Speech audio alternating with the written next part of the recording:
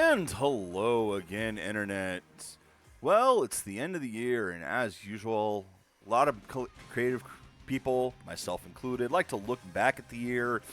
For me, though, I'm so far behind, I look back about 20 years, and I like to take a look and see what PC games I enjoyed back in the day, as well as try to look at least something from the newer stuff. So we're going to take a look at my usual list, and I'm going to do just as badly with this as I always do, as I try to read off a list, go off the top of my head while playing another game that came out this year. At any rate, we're going to start with the top 10 list as I go into this.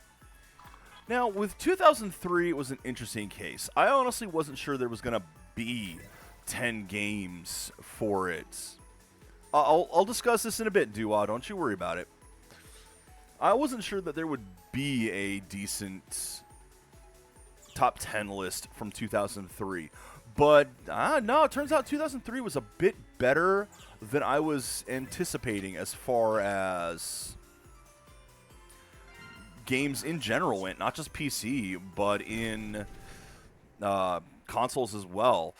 And my list, it's not great. There's going to be some very odd ones on there that you may have never heard of. But there's stuff that I've been wanting to cover. So we're going to take a look at that. Number 10 is one of those games that I bet almost nobody here has ever heard of, called Harbinger. Now, it's one that I've been wanting to stream, but am not able to because it just will not... I don't even know if it'll install on current systems anymore, unfortunately. What it is it was one of the early Diablo clones, but didn't quite get the things that made Diablo good. For example, it doesn't have the roguelike elements at all. The levels are all set in it. It's a more sci-fi themed where you play as, actually it's kind of some robot creatures, and play through it that way. It's not a great game, but it was enjoyable enough. And, I mean, you know, the Diablo style, the action RPG style, has become very popular. And it is one, like I said, that I really want to showcase. I just haven't been able to get it to install.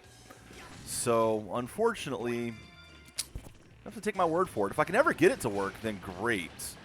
I will definitely have to check that out for you guys. I said, it's not a great game, but I enjoyed it when I played it back in the day. And number 9, we have, I believe, the first MMO that we've had on these lists. Well, have a good one, Dua. Have a good one. As I was saying, I have what I believe is the first MMO I've had on my lists. Final Fantasy XI. And it's this far down on my list because as much as I do enjoy, or did enjoy it to a degree, the fact that you needed a party to do anything in that game, and you really needed to have a cookie-cutter character. If you didn't have a specific build, you basically weren't going to be able to get a party and you weren't going to be able to do anything. And as someone who really hates using flavor of the month builds and likes to just make my own combinations, I couldn't stand that.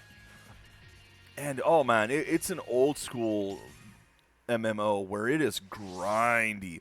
It had some great features, stuff that was carried on to 14, things like you don't need to make multiple characters for multiple classes. Each character can learn all the classes, which in that game had an even more of a bonus as you had a primary class and a subclass that you could combo with it.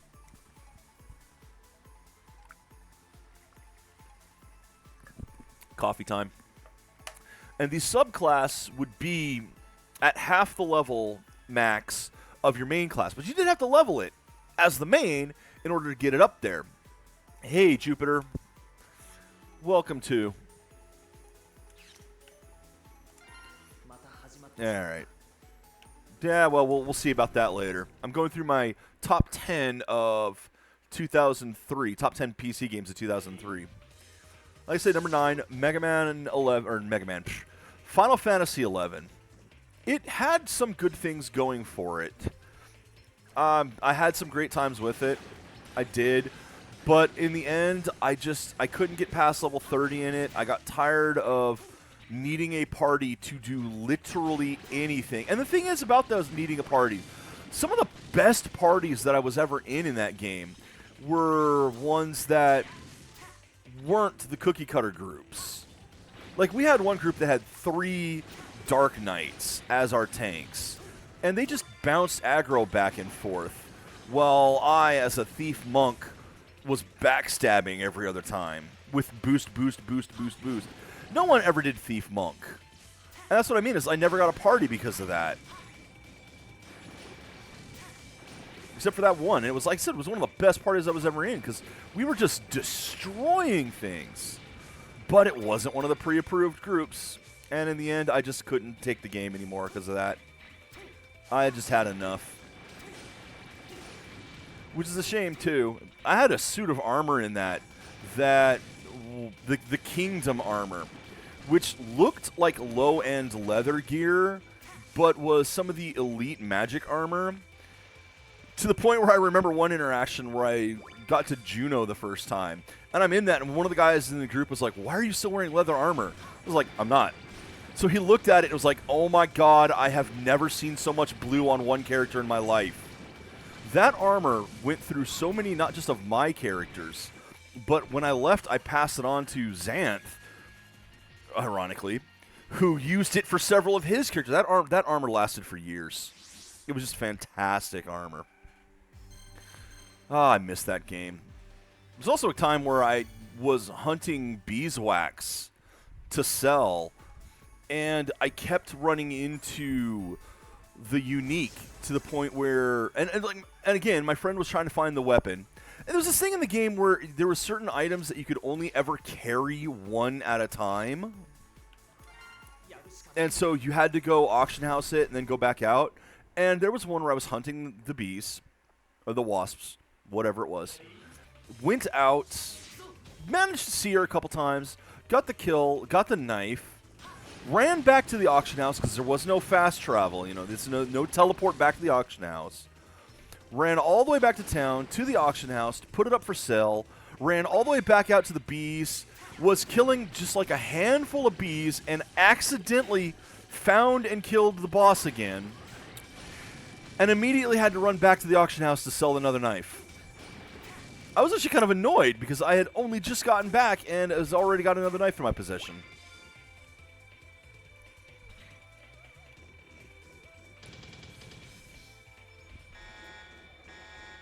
Yeah. Yeah, 12 was good. 12's not the one I'm talking about, though.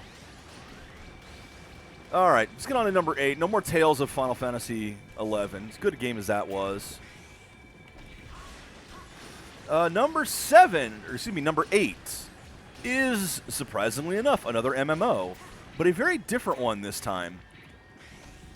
This is one that is kind of still around, but this was a very unique game, especially at the time. I'm talking about Puzzle Pirates.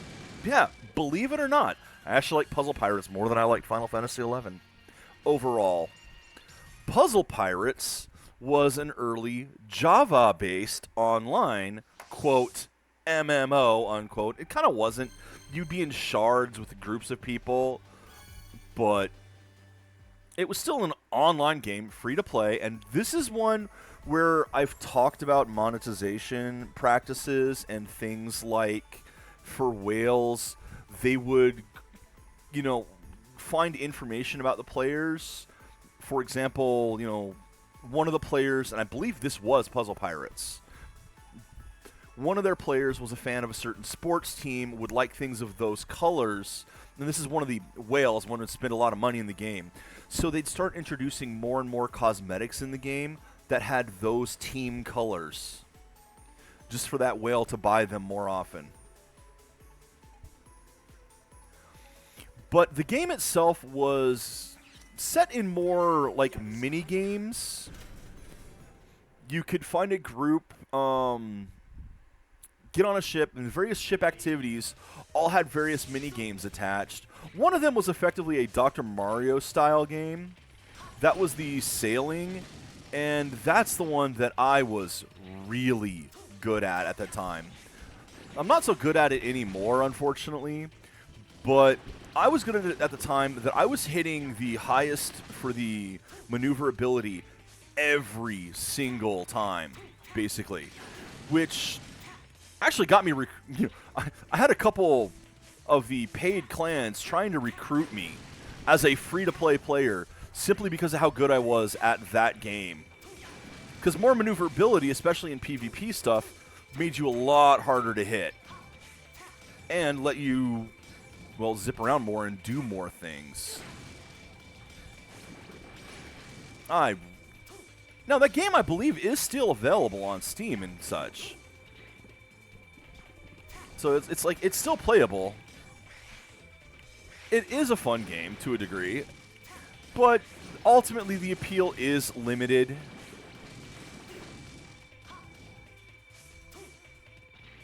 Oh yeah, I'll tell you about it, Gear. We'll talk about this one, don't you worry, Gear. Because this is one of the things I do want to get into, this one. But that's going to be at the end. But yeah, Puzzle Pirates is still available, and if you're at all curious, definitely check it out. It was an interesting little game, an interesting idea. I'm glad it existed. And it was definitely a fun diversion now and then. I never did go for the paid versions of it, which did let a lot more cosmetics and such.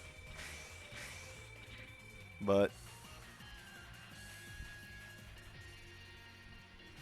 yeah, it's hard to think back 20 years, man.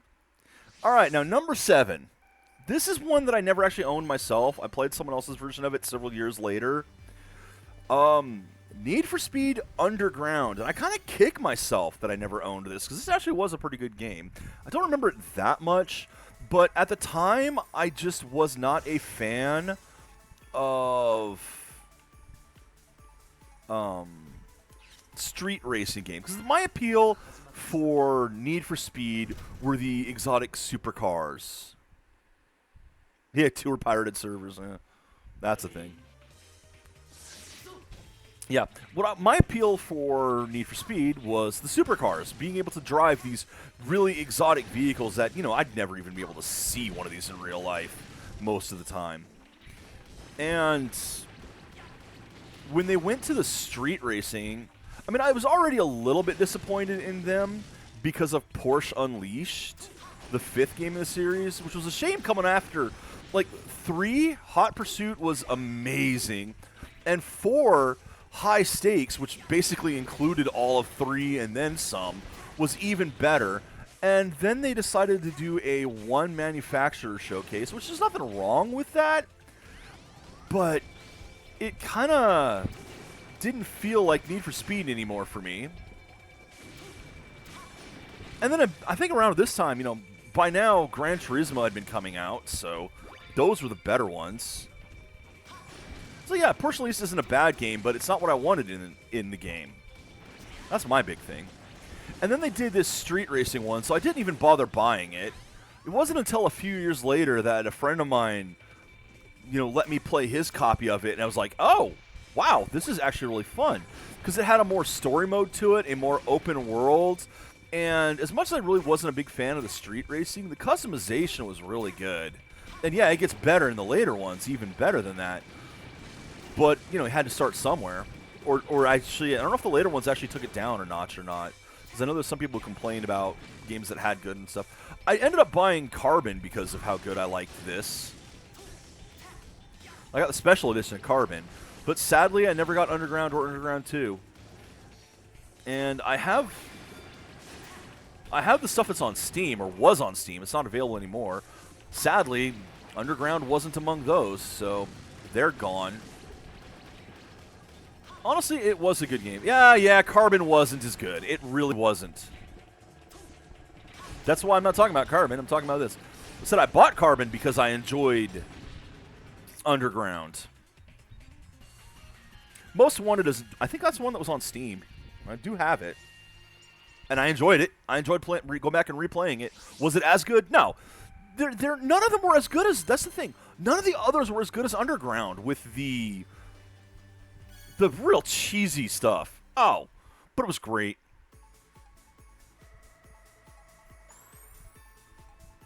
Oh, they do. They have to. The tuner thing, that is the selling point in them.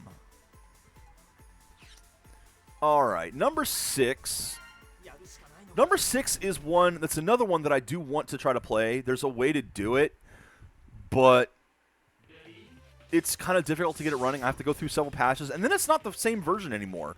It's an upgraded version that has more content. But my number 6 game is Trackmania, the original release. Yeah, I like it better than Need for Speed Underground overall, simply because when it came out, especially with the track builder, and I loved the track builder, even in the demo version, I was hooked on this. It was kind of like having a Hot Wheels style thing that you could just sit and craft on your own right there. And, oh man. Mega Scorpio, okay. It was like having a digital Hot Wheels with all kinds of options.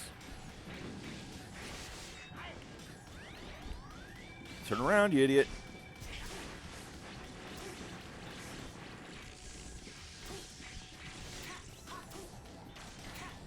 Ooh.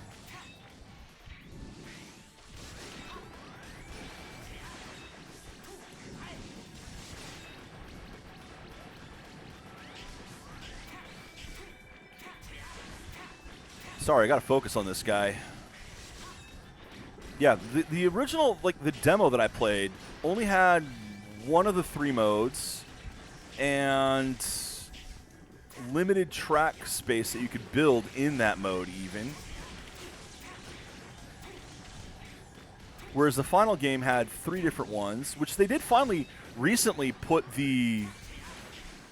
one of the track types in the new version of the game for the 20th anniversary. And it's been causing some controversy in the new version. The Snow Car, which honestly had one of my best popular tracks. Oh boy. Anyway, yeah, the game. I'm sorry, I'm distracted by trying to beat this. Hey, I win. Now, there's new Trackmania stuff today, and I don't like it anywhere near as much as the original version. A lot of time because, like, one of the sets of Trackmania, they've literally taken features away from the game in updates. You lost the split-screen co-op. You lost some other graphic fidelity. Has actually been turned down in the game as it went on. I'm not a fan of that, and I'm not a fan of the subscription version either. That's just not fun. Yeah, taking away features is just bad. Yeah, and that's the thing. As you say, Forever and Nations, they became a lot more competitive focus and took away from the crafting element. There's still a lot of crafting element in it, don't get me wrong. The new ones have tons of that too.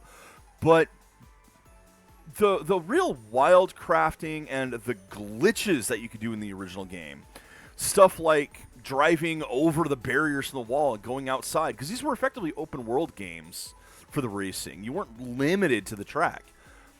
They were just, the physics of it was just so much more fun then. I don't like the newer ones. They don't feel as good to play. Ah, well, that's just me being an old fogey. All right, but number 5, and this is an odd one for me. At least we're coming up to the top half of the list here. Number 5 is an odd one for me. It's an actual RTS, and not the first in the series. It's Command & Conquer Generals. Yeah, I wasn't sure about this game. I bought the Command & Conquer, the Command & Conquer bundle, and then basically never bothered playing it. And then my roommate, when I was in college, was like, hey, man, you should play Generals with me. And it's like, okay. Not really a favorite of mine, but sure, I'll play it. And I was surprised, especially at the fact that I was looking, when I loaded up, it's like, okay, where do you see, okay, wow, that's a glitch right there. you know, where do you see the unit limit? There is none. It's like, ah, that can't be right. There's got to be a unit limit. All these games have a unit limit. You have to limit the units, otherwise the computer will bog down. No, there's no unit limit. There was no unit limit.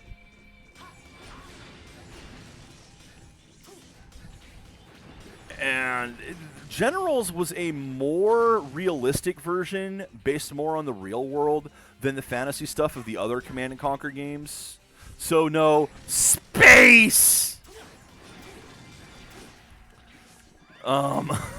As great as that was. Yeah, GLA, there were... I know, I said more realistic. I didn't say very realistic. Because you gotta admit, it's more realistic than Tiberian Sun.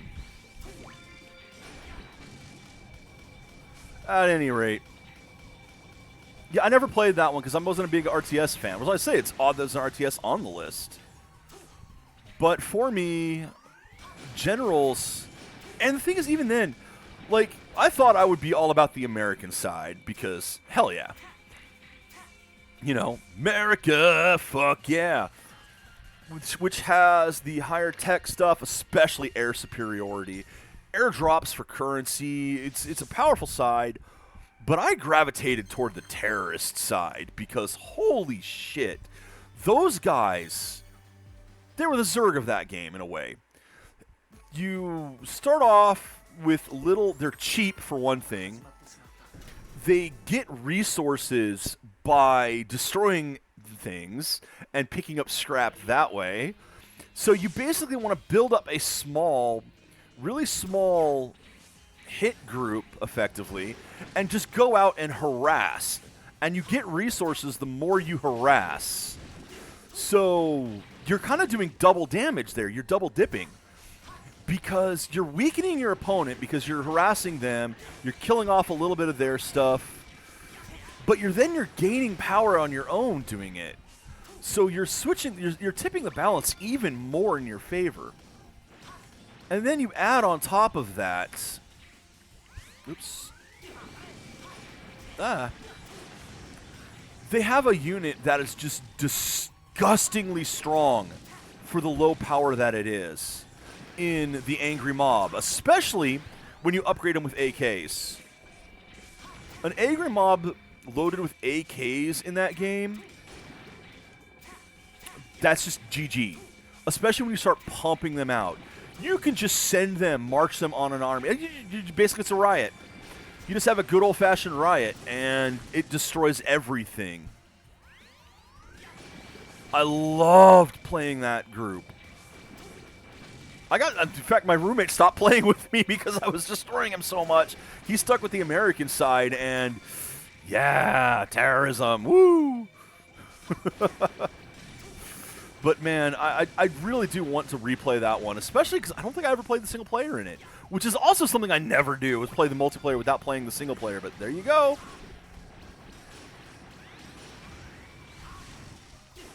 And I'm telling you, man, I really enjoyed Generals. I should play 0 Hour. I should play all of it more. It's a lot of fun. I recommend it, especially even if you don't like the other Command & Conquer games. Because, like I said, I've kind of tried them a little bit, and I didn't like them as much. But I really did enjoy Generals. It clicked more with me. And we're getting into the top stuff here. I mean, I consider that one of the really good games. So we're kind of in the top things now. What else have we got? Well, number 4 is SimCity 4.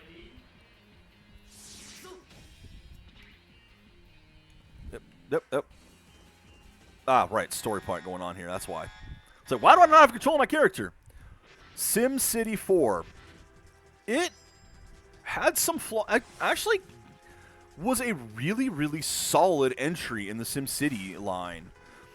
I don't think it had very many flaws that I would consider too severe.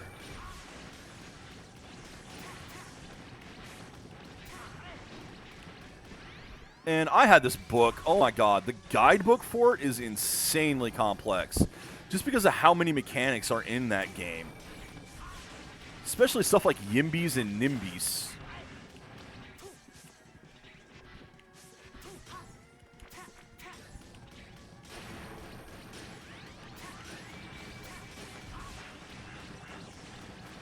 Ugh.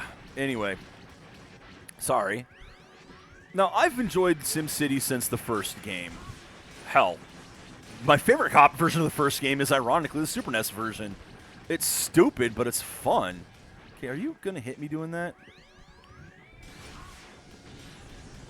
Nope. Okay. I wasn't as big a fan of 2 and 3. 2 is still really good, and 3 is not as much of an upgrade over 2, to be entirely honest. In my opinion. I could be wrong. Of course, it was called 2000 and 3000, I think. You know, 2 added, you had to deal with the underground stuff, pipes, water supply, all that stuff, which you kind of had to in 4 as well. But I don't even know what to say about 4, to be entirely honest.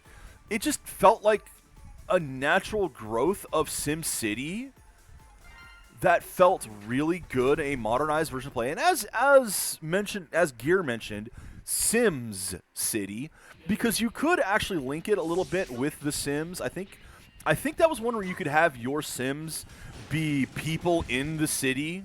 And that was always kind of amusing.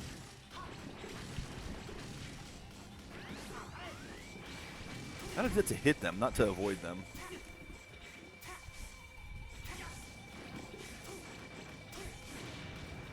Anyway. I don't think I actually have a copy of 3. I have 1. I have 2000. But I don't know if I ever had 3.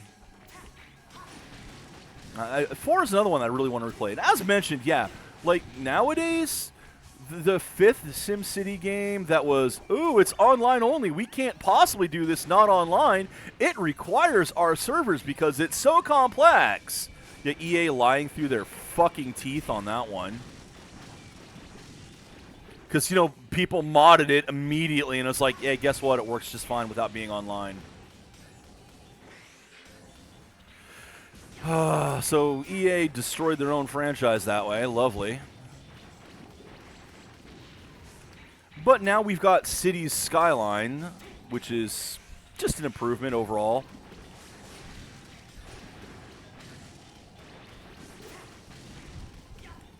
And I'm sure there's other versions out there as well. Oh, that did hit me. Damn it.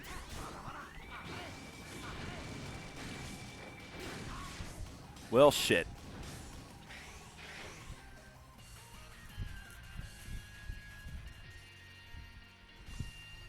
Now, I haven't played any of the newer SimCities since, especially after that incident. Just hell with it.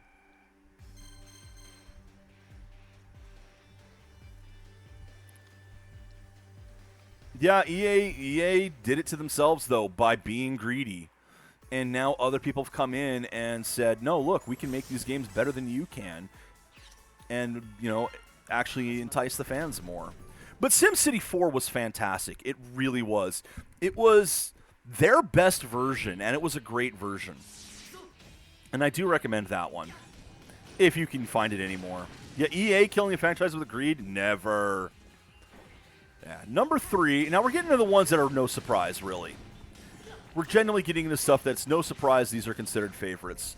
Number 3 is KOTOR. Now, if any of these dates are wrong, I'm sorry. I've done my best to try to look up when games were released. And a lot of times they give misinformation. For example, there were places that were trying to say that Counter-Strike released this year. And it's like, no. But internet, you know, 20 years later, information gets lost. But KOTOR, yeah. It's one of the really good Star Wars games. Star Wars RPG. Done in the... I think it's BioWare's the one who made that. You know, the ones who are still making the games that everyone's all excited about. Yeah, they've been doing it for a long time. Yeah, when cracked versions work better than the officials. That happens a lot. Oh, man. I don't really know what to say about KOTOR, to be entirely honest. It's just a good game that's worth playing. It's a good action RPG. The lightsaber combat in it's fun. I love the customization of the lightsabers, too. The various crystals you can get to upgrade them. They did a good job with that, making the lightsabers being something that it isn't just you have one and that's it. You're done. Everything else is beyond that. No. The weapon actually works. KOTOR 2, I never did finish. I've tried it a couple times, and I always got kind of stuck at the same place. Because it gets kind of, it starts to drag after a while. Because it was one of those games that, they didn't have the money to, or they didn't have the time to fully complete it. But KOTOR 1, solid game, really well done. Gave us some really good stories. This is back when the Jedi... I mean, come on, it gave us HK-47. KOTOR is therefore automatically a winner. Meat bags. It's like, I kind of, again, I do have difficulty trying to discuss the games, think about them while I'm playing these, especially since I'm in the challenge modes here. But, oh yeah, there's some really good characters in those games, really well written. And of all the Star Wars games that I've played, KOTOR 1 probably is my favorite. It's just straight up a lot of fun.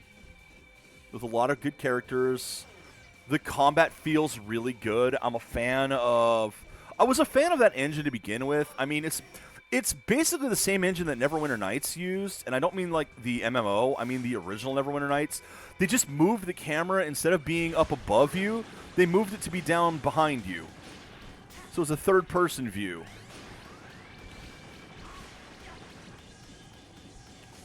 And other than that, it's modification of the engine.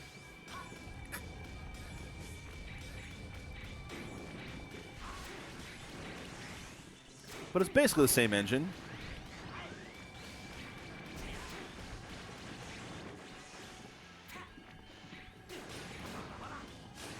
Nope, god damn it. Well, so much for doing this with a 30% health.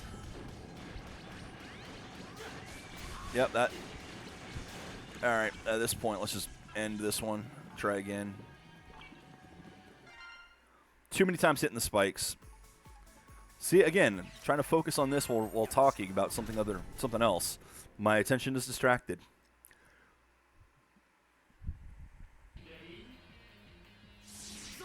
I had so much fun in that game. I could go through it. I've played KOTOR 1 twice, which I don't play long RPGs that much that often. And there's just certain areas of that game, especially where you go and get all the crystals, that are just so much fun for me. Number two, Call of Duty, the original Call of Duty. And I hate what it did to the genre as a whole. I hate what it became. Absolutely despise what it became. But the first game was undeniably well done.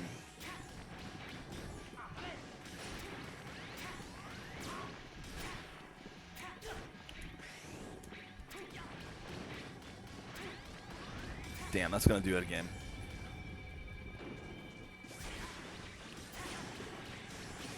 Yeah, the first game of Call of Duty was undeniably well done, including having what is the best rail shooter section in any shooter ever, as far as I'm concerned.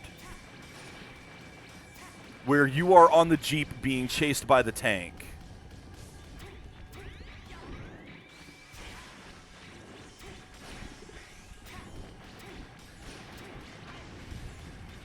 Good, that thing's dead. That one's dead. Now it's just this.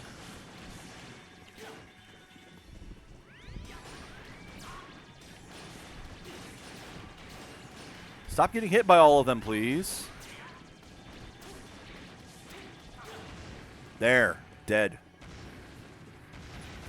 But yeah, Call of Duty 1, the first one, and I'm only going by the single-player campaigns, plural here, is just so well done.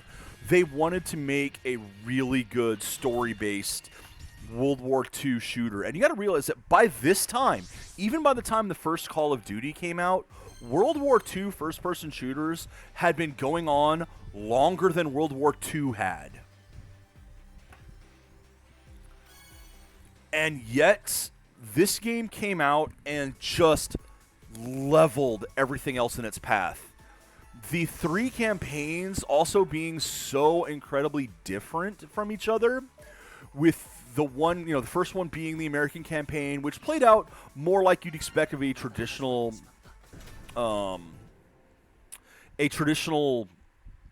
FPS. There's a lot of fun in it. Story was good. Characters, good voice acting. This is one where you got a chance to, at one point, you have to defend a town that's overrun, that's been overrun by the Germans. You get the Panzerschreck for the first time. Get to start taking out the tank as you're surrounded. But the real high point of that campaign to me is, and I swear to God, this is the only time you'll ever say this in a video game, the high point of that campaign to me was the rail section. Because holy crap, you're in a Jeep that is being chased through a town by a tank. This tank is going through buildings, cutting off your path. Just freaking fun. You're not one of the ones driving. That's why it's a rail section.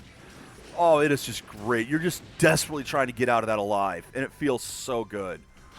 The second campaign is I think the second one is the British campaign, where I believe you were a paratrooper dropped in. It's still more of a traditional style, but oh, it really is so good. It is the best rail shooting section. Because it feels like you're desperately trying to get out alive. It just feels like a fight for survival. I honestly can't remember the British section that much. I hate to say it. I think it was a little bit more subterfuge involved rather than the gung-ho American side, but genuinely, I don't remember it that well. Especially compared to the other 2 campaigns. Because the real fun starts with the Russian campaign, where they had more men than supplies. And so they were handing out in the line, one person got a gun, the other person got an extra clip of ammo. And you just figured, they were going to die, there'd be guns around, just pick up a gun. You were one of the ones given the ammo. You weren't even given the gun. You were given the ammo. And it just, from there, you were in a meat grinder the entire time. It was just an overwhelming fight for survival, and it was fantastic. Genuinely. I cannot recommend the original, and I don't recommend any of the others. Any of the other Call of Duties. But the original, oh my God. It is just so good. It blew me away when it came out. And it's the number 2 game on the list. Now, I'm going to do my usual, give a couple honorable mentions, because if you know me, you know what number 1 is. If you know me, you already know what number 1 is. Are you going to die down there? Thank you. Oh, I got to go back this way. Anyway, honorable mentions are just console games in general. In particular, this was the year that Pokemon Ruby Sapphire and the Game Boy Advance, I think, itself came out. Now, I have been a fan of Pokemon since the original game. The only generation I have not played until recently, I have been playing through it, is the 5th generation. I didn't play Black, White, Black 2, White 2, or even Heart Gold, Soul Silver. But I am playing Black right now. But Gen 3 was the one that really separated it for me. Because Gen 1 felt, it's the first game in a series. It has its rough spots. Gen 2 was an improvement over it, but still had its rough spots. Gen 3, Ruby Sapphire, and I am including the as a whole, Heart Gold, Soul Silver, when I think about the games. But in particular, it's what helped modernize the game at the time, anyway, up to more modern RPG standards. Gave it a lot of good quality of life. The graphics were amazing at the time. And I went through and collected all 386 legitimately, including the mythics, which you can question how legitimate it was to get the Celebi, since I had to use a save device to connect one of the games to the PC, back up my save, restore someone else's save from Japan who managed to get a Celebi there because it was never released in the US. But it was a legitimately obtained Celebi, just a duplicate of it.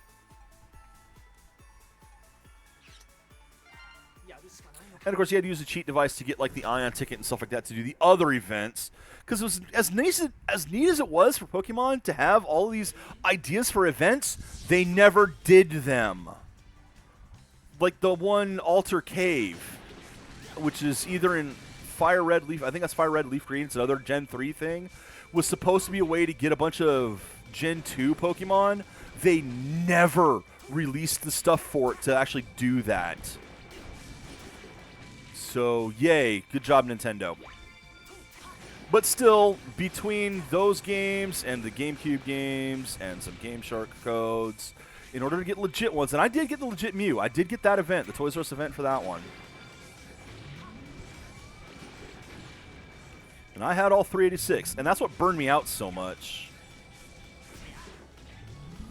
Yeah, they did get lazy with some of the games more recently.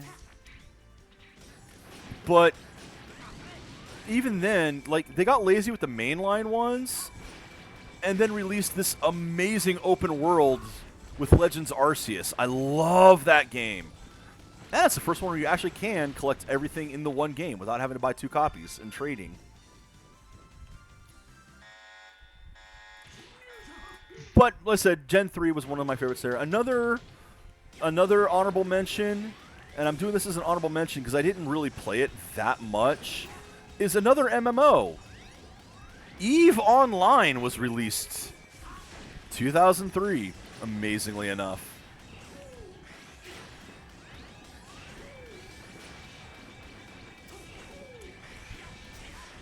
Oops.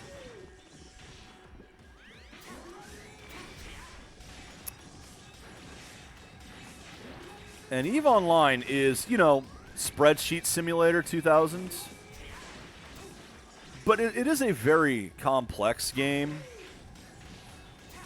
They did a lot of things right in that one. Like, they got rid of... You can't really grind in that game. You level up based on time. Entirely based on time. Of course, it has to be premium time, so if you're not subscribed, you're not leveling up. That is an interesting way of doing it. And it means you can't have players who just power level through, which is kind of a shame because isn't that, you know, what MMOs are for?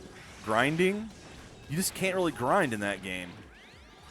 But EVE Online has all kinds of other issues with it. You're never going to have a competitor to it. This is one of the problems, is like there's been a couple places that saw the success of EVE Online and tried to go, oh man, we can replicate that. No, you can't. Because the people who want to play that are playing EVE Online. And they're going to keep playing EVE Online. They're not going to play your version.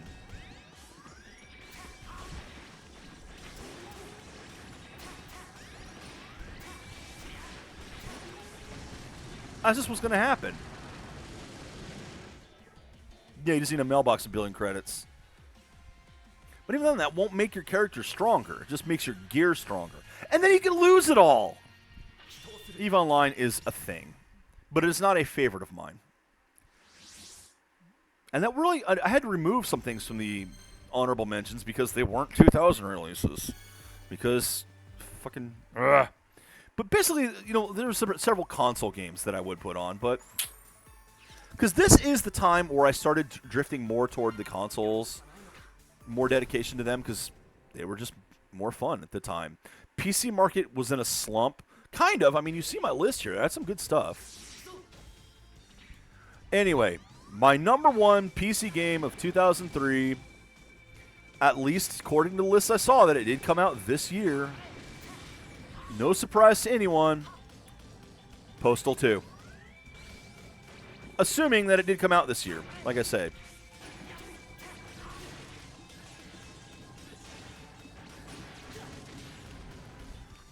I should not have to say more about Postal 2 at this point. You've seen me do a playthrough of it at my first anniversary because it is one of my all-time favorite games. Mostly because of the fact that, as I describe it, while yes, you can, find somebody, pee in their mouth until they vomit, knock their head off, or, knock them to the ground with a taser, pour gasoline over them, light them on fire, watch them squirm until they finally die from the pain of the fire, knock their head off with a shovel, and kick it down the street for your dog to chase. At no point does the game require any of that. At no point does the game even suggest any of that. You can go through the entire game without killing a single human being. Without killing a single person in both the core game and the Paradise Lost expansion. When you get to Apocalypse Weekend, there are some things that you do have to kill. But not... Well, there's a boss, but he can kill himself if you do it right. Postal 2 is just the ultimate sandbox. The humor in it is, in my opinion, great. And like I say, all that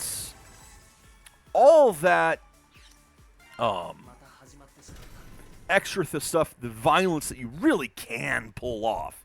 And you can pull off just unlimited violence, really.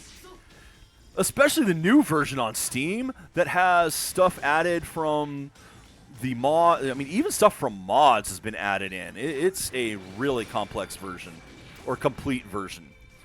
And I totally recommend it. I cannot recommend it enough. It's just massively fun. It is the ultimate sandbox, like I say. But it is a sandbox. It's all up to you how violent you want to make it. And it's got all kinds of difficulty levels that are just bullshit as well. So you can give yourself a challenge, too.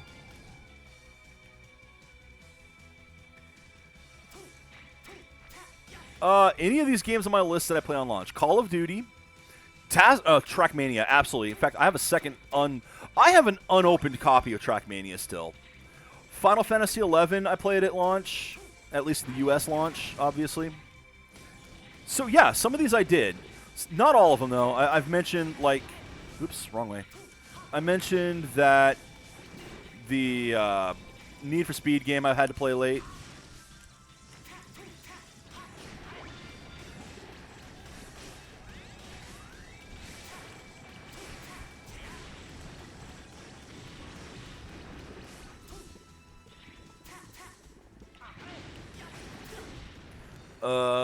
What else did I play on launch? SimCity 4, I have the pre-order bonus for that one. KOTOR was a little late, but yeah, a lot of these I played on launch, so... I think back then I was a little bit better. See, Vice City, to me, is not a 2003 game because it came out on consoles 2002. And that's what I consider that one, although I would probably have put that on the... honorable mentions list, as it is really good. It might be my favorite of the original trilogy, of that, not the original trilogy, of the GTA 3 trilogy. Vice City is probably my favorite. Solid game. Solid game. Anyway. Oh, God. I still have that one. I have put so many fucking hours into it. It is... I've beaten... The only things I have not beaten in that game is the F1 race. And the only reason I haven't done that is because I'm trying to do 100%. You know, like no losses, everything's first place. And to get the really good car requires is a rare drop from a event. One of the endurance races that my save is currently on. It takes 2 hours plus per attempt because I want to 100% it. And I just never had the luck to get it. It's there. You can get it. I've tried just, skipping out of it and getting it that way, and it does get it, but I would break the 100%. And even then, at this point, I wouldn't be able to win with that car because the F1 cars are just fucking crazy to try to race as. You need some precision. But believe it or not, that game requires skill. Actual skill.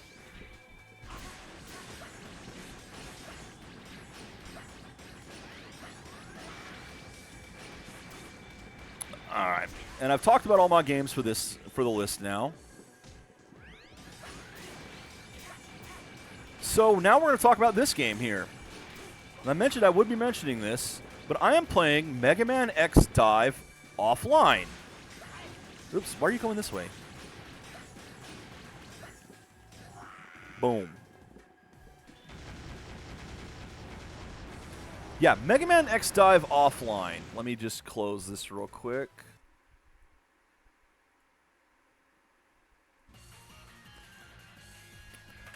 I don't think this is the greatest game. Not by a long shot.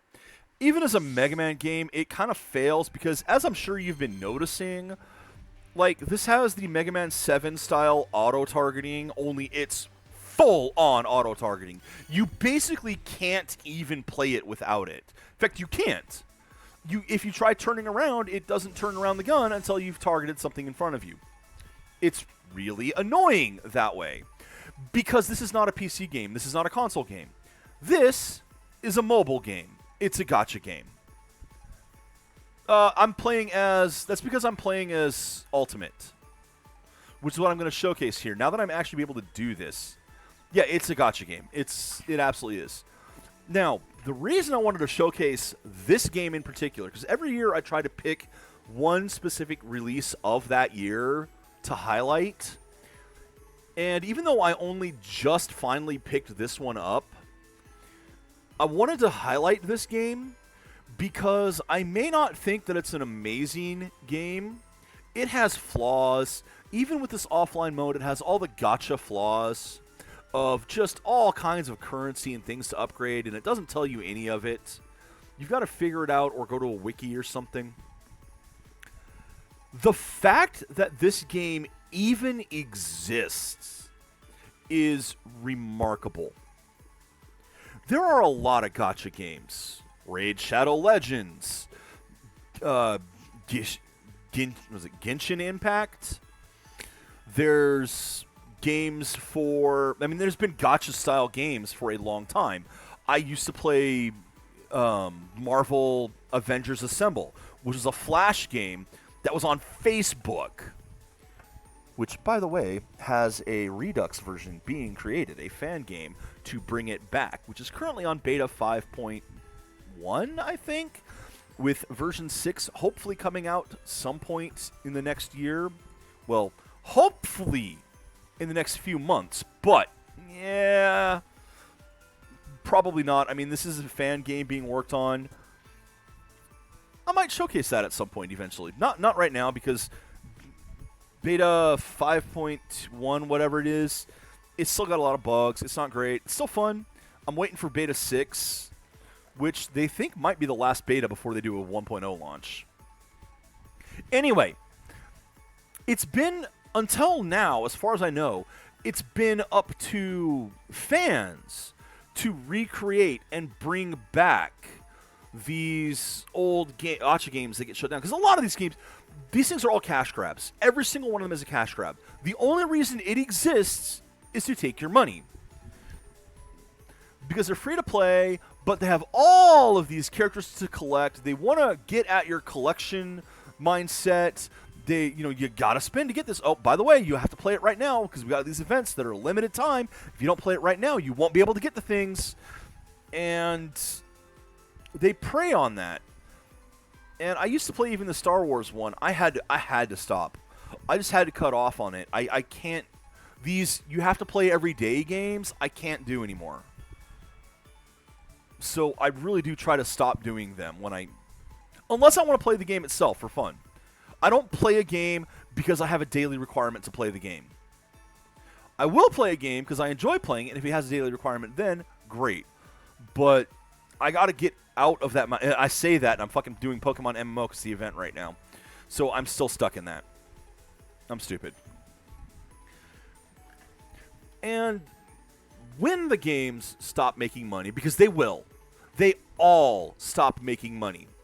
Either because they've gone on for too long, or the power creep has gotten to the point where they just can't, where the old players have everything, there's nothing new to get for them, even if you keep releasing new stuff, and you have to keep power creeping it to keep them engaged. They just get sick of the grind, and if that power creep is a thing, new players, they're fucked. There just is no point to starting a game. So these games all eventually die. And most of them, when they die, they just die. That's it. They shut down. There's no coming back. The companies don't make the money for it anymore. They just don't care. Capcom did something different. Capcom went, okay, this game isn't really making the money that we want it to make anymore, but we still do have fans of Mega Man. They know! They know they have Mega Man fans! And so they decided that they would go in, they would retool the game a bit, so that they get rid of the loot boxes and things like that, which I think is a little unfortunate to get rid of the loot boxes.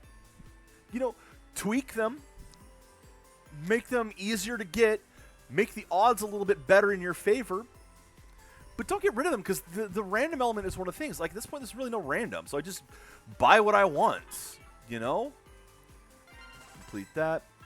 Get your currency from this. You still have the problem with limited currency, although it's a lot easier to get the currency. You still have a lot of problems of things being hard to get. But at least they are available. Now, these are all one-shot things, so once you've done it, you don't get these anymore. Yeah, they retooled how you get things, which I do think is a little bit of a problem in this. Simply because everything is kind of static. You get things in the order that you get them. You know, you want this item, you go to this area, and you get that item. It's just automatically there.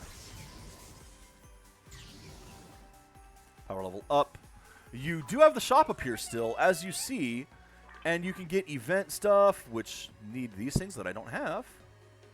I don't know where to get that currency. And then special event stuff even.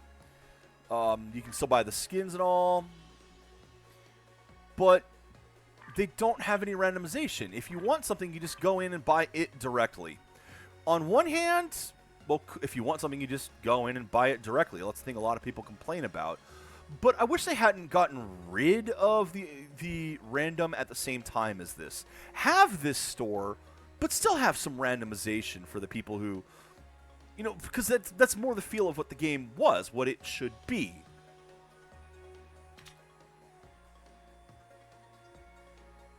Oh yeah, they're definitely, of course, that's another thing with the gacha games. They have to rely on that emotion. They have to rely on that nostalgia.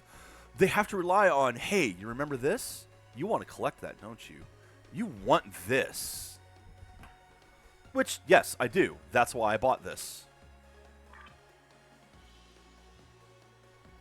Permanent.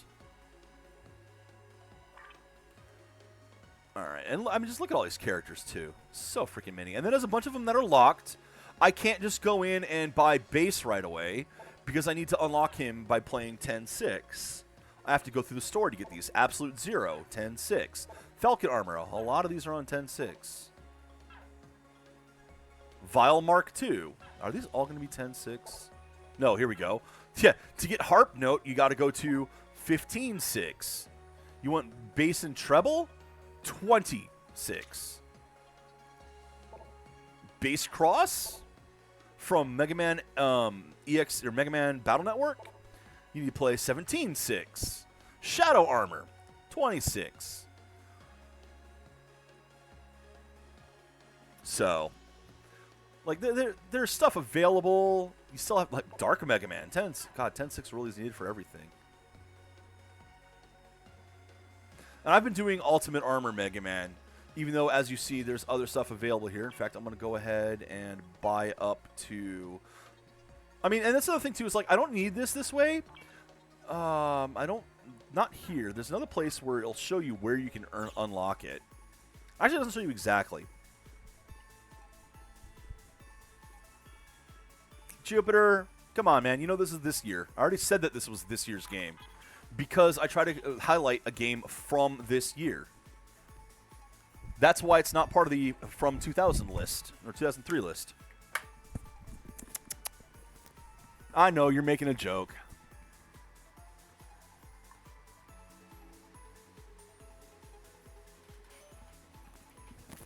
But I always do want to do something current. Anyway, let's take a look here at some stuff. I should have... Whoops. Character prep. Yeah, I've unlocked things because of what I was just in there doing. Apparently, I didn't unlock any chips. Any weapons? Yes. I have the burning spray gun unlocked. And that's one of the things, like, there's a lot of stuff to collect in this, but you really want to pick something and focus on maxing it out. Then you can worry about everything else. And that's why... Ooh, can I upgrade this? Yes, I can rank this up. So standard saber is up. But this is why I've been focusing on this biomechanical buster. This is the one I've been leveling up. Oh, it is. Now, but again, if they already went full shameless. They already had the dive on the X dive. They already had the phone game, and it wasn't done by them. It was done by, I think it was a Korean or Taiwanese company that made the game ultimately, because of course they outsourced it. It's why it doesn't feel like a Mega Man game, which is a shame because I really wish it had. I wish it did have traditional Mega Man levels. That would just have this be aces. But it wasn't. It was a mobile game. Which of these? You're the one I was leveling up, right? Yeah, you're the one I'm leveling up. Oh, well, I can rank you up. Didn't know I could do that. Excellent.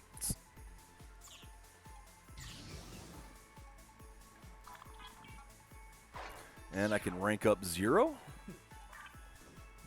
So as you see, this game still has all the gacha mechanics, the star ranks to get more powerful, which you would normally have to get from the drops. But again, they don't have the loot boxes, so you just get the drops for the things in a set order.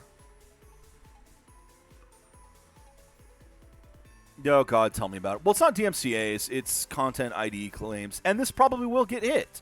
And I will be fucking pissed if it does. I will be absolutely pissed if it does.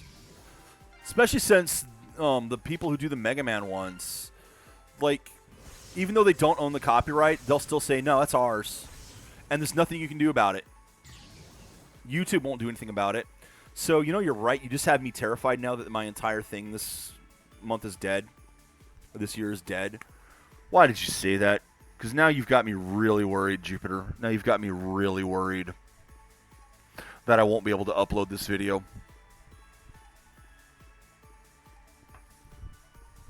And I like this. It's got a Christmas theme going because, you know, it's Christmas time. And this remix is a Christmas remix of it. But, okay, let's see. Where do you get this guy? See, you can do this. It shows you where you get it. You can get it in the store, or you can get it somewhere. Somewhere that I haven't unlocked. So I'm going to go ahead and get another star level for him. I have enough of the currency for it.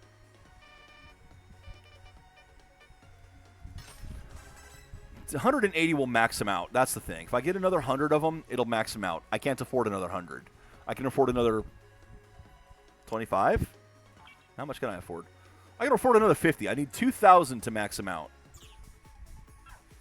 But, boom. So now that he's ranked up, I can go into the skills. That's already done. That's already done. And, oops, passive. And this is another thing. The menus in this are terrible. Menus in this are absolutely awful.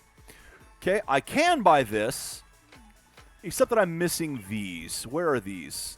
Stage completion or from the store. So I'd have to buy those. That's unfortunate. How many do I need?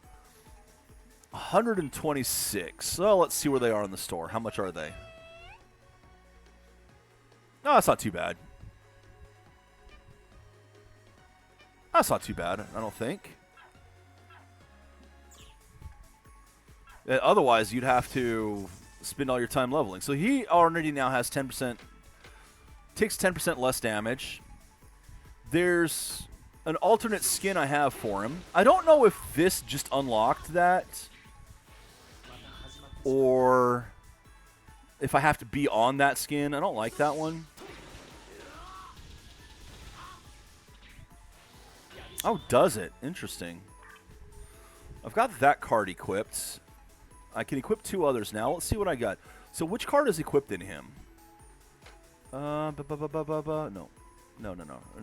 Go back out. Go back out. Let's go to this one. I can't... That one doesn't have the weapon, so I can't do it. Nope, doesn't have the weapon. Doesn't have the weapon. Shit, can I not do any of the combos? I can't do any of the combos. Y'all right. Well, I'll just leave it on that then.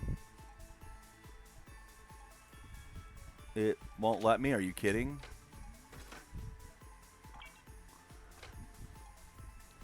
I mean, that gives me more. I'll put that back on. Let's put 0 here.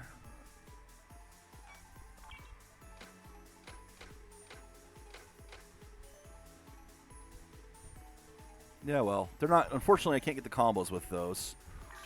As you see, there's still a whole lot of ways to power things up, which is kind of annoying. I'm still missing one of the abilities there.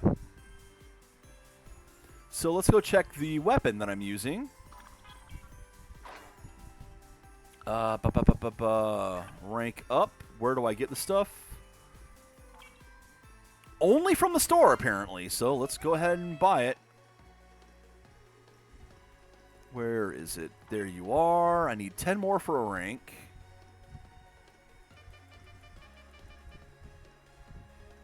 As you can see, it is expensive. That is where all my money's going away. Clink. But I already had all but that, so that ranks up. Let's check your skills.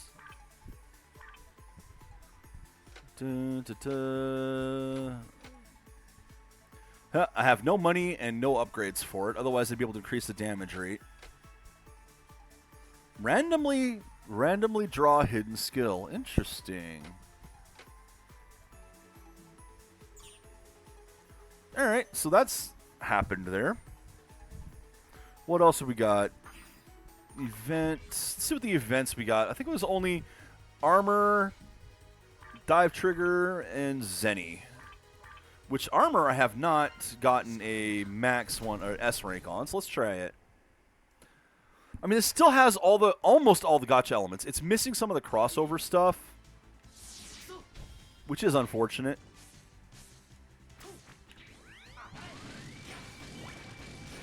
Oh, wow. Wrong way. Okay, yeah, I'm much stronger than the first time I went through this. These boxes are dying in 1 hit. Well, 2 hits. And I need to try to find the items from the boxes.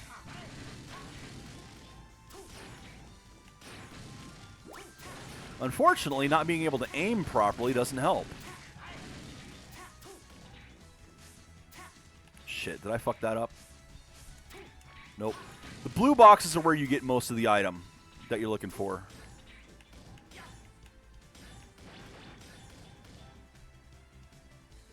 Could use a sword. I am on a time limit.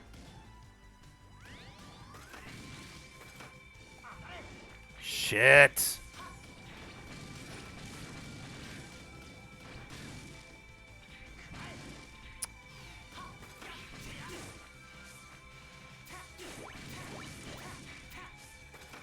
Wow, took a lot of damage down there.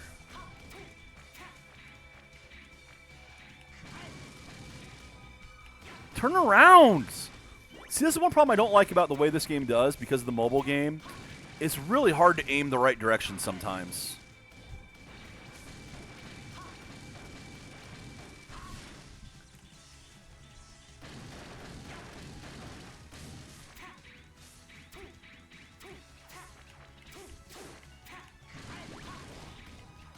Like there. Turn around!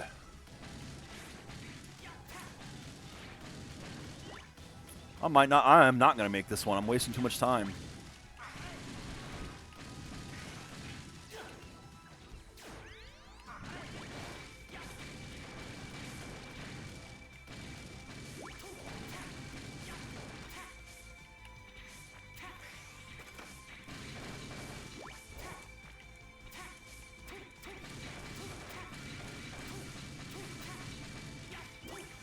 God, maybe I should just keep the sword out.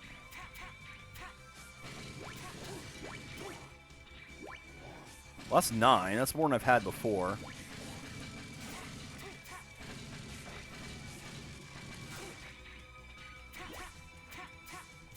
Maybe that'll S-rank me. Had to just rush through.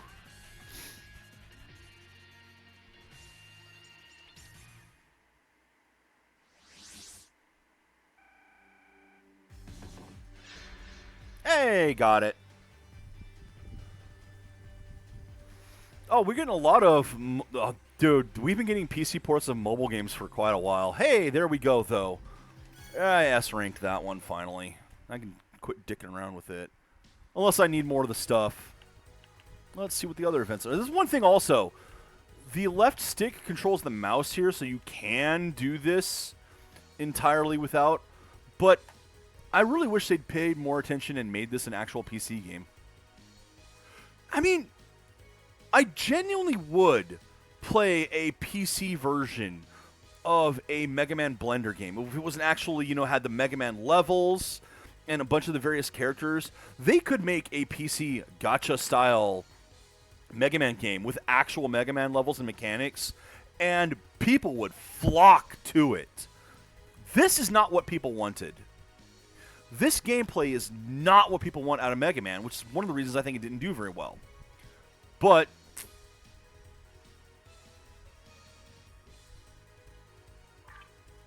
oh well. Maybe some fan games will come out that are kind of more like that. There has been more and more fan games getting made. Let's see, how do you beat this one? I mean, it's the shareholders. It's all about the shareholders, man. That's why publicly traded companies are the worst. Oh, this is just the time limit one. Okay. I mean, look, this is from like one of the earlier... This is the thing, too. It's like they definitely take inspiration from earlier games. They knew. The people who made this new Mega Man, at least to a degree,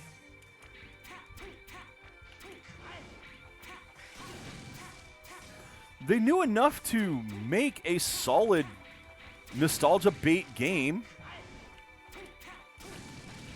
They were just forced to make it for the wrong system.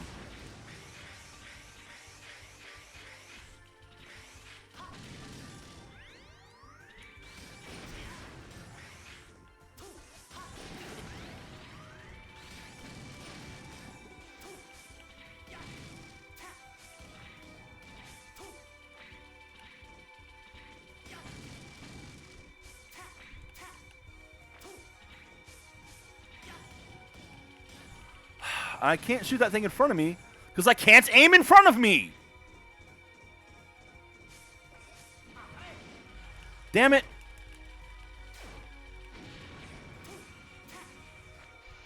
I was hoping it would hit it. S rank, so extra money. If you need money, this is where you go to grind money.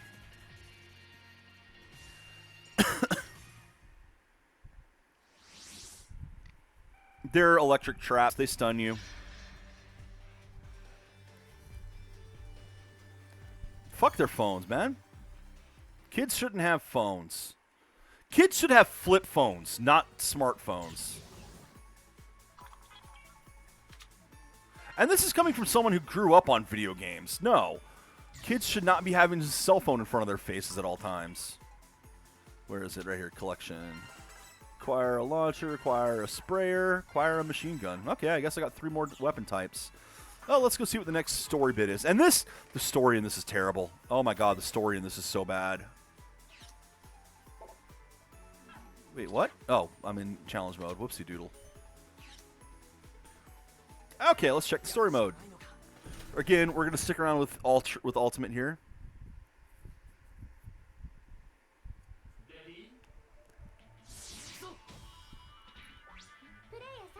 This is the Sky stage of Mega Man X.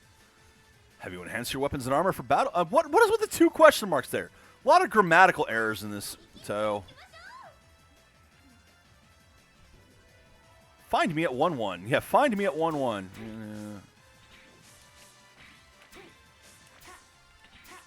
I want to see if I can get up that. Because, yeah, you see there's a hidden item up there.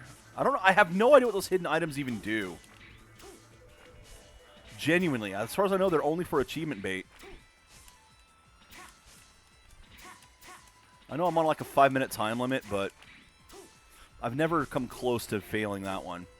Because, again, they made all those too easy for the PC version here for this release. Or for the offline release, I should say. I'm very glad that the offline version exists. I am not going to make this. I think I need a different character to really get up there. Someone who can burst upward. Which this guy can't.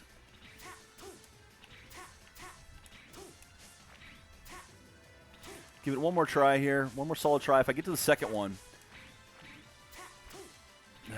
I need to get... If I can collect to the second one, I'll try again for the third, but... I mean, you can obviously make it. If I can make it to the second one, I can make it to the third one. I'm just not very good at it. I don't know the timing.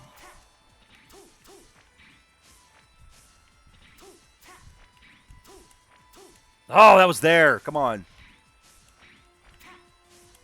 And I got it.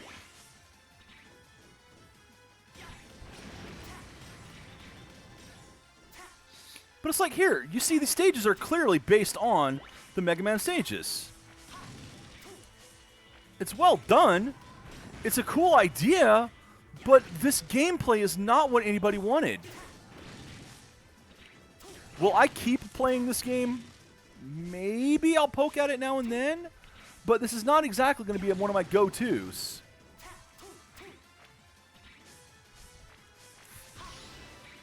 Damn it. I didn't want to do that.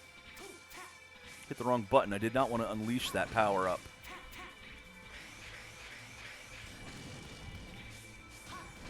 What's over here? Is this how I'm supposed to get that one item? Yes, that's how I'm supposed to get that item. Ha ha!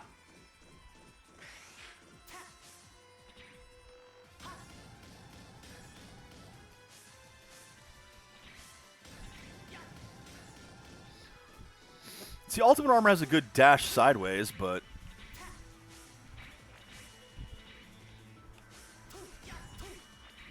Another thing, too, like, it says, oh, the stages are getting harder. They're not. The numbers get higher. The damage and hit points. That's their idea of difficulty, is just more numbers.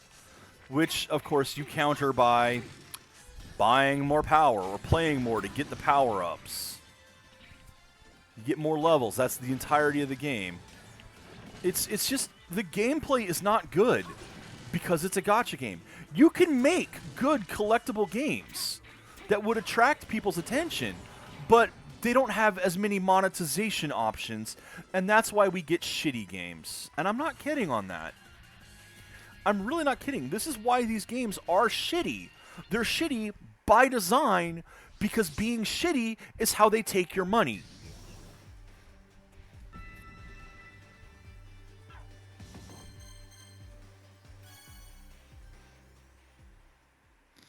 Having to get a bunch of different currencies. And this is one of the tells. You can tell a bad game, the more currencies there are, the worse the game is.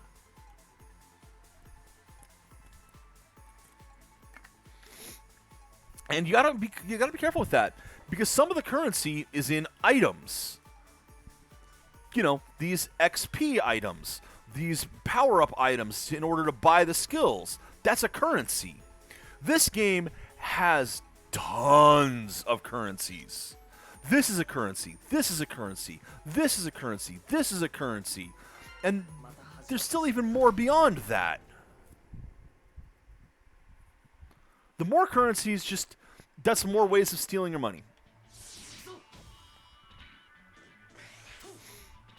And it's a shame to see a lot of IPs are going to get reduced to this, because that's how they get your money. They want IPs that you're attracted to in order to get you to, in order to have that attraction be the thing that sells you on the game. Oh, shit. Also notice, yeah, no instant death. It just takes some of the hit points away. That's all.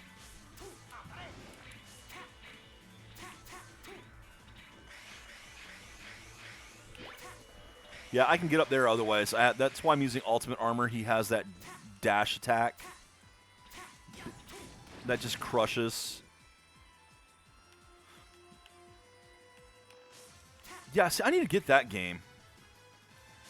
I liked Frontiers when it came out, and they've updated that one since. So, do I think Frontiers was a great game? No, but it was a good game.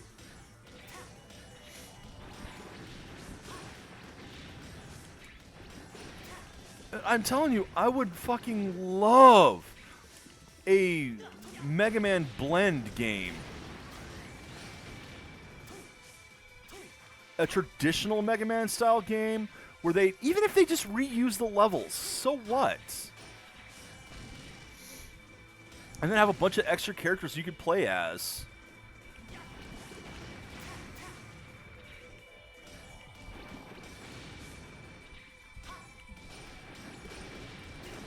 I mean, imagine one where you could unlock all the Mega Man armors and play as any of the different versions of them on any of the other games. Limit your weapons, sure. You know, you can take, maybe say you could take 3 of the enemy weapons in per stage. Hey, I can get XP now. So now I can just go level up outside of this, which I might go check that out. I'll finish this chapter and then I'll go look at and see what that's like. But there are ways to do this that don't, you know... Oh, well, I mean, it would still be a little overwhelming, maybe. And, of course, you know, I was just doing Tails' adventure where I was complaining about having a limited number of items to bring in. But a game like this could work. It really could.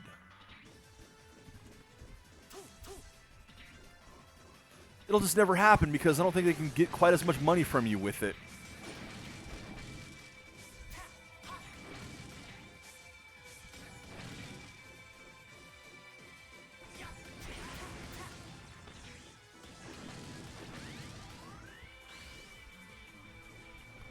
Come on, recharge, recharge, recharge.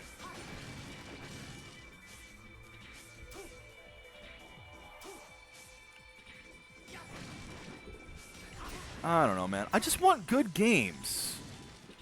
That's all I want. I want good games. It shouldn't be impossible. It should not be a huge ask to want a game that plays well and is fun. And it's fortunate there are several of those out there.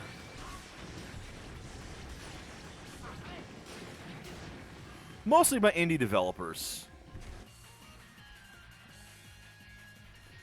And, I mean, I do kind of like the smaller levels here. They're more little bite-sized chunks designed for quick play like this. Hey, I don't know what that is. Probably a currency.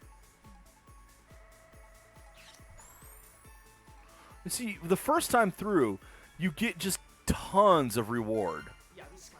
Because of course you do, your first time through.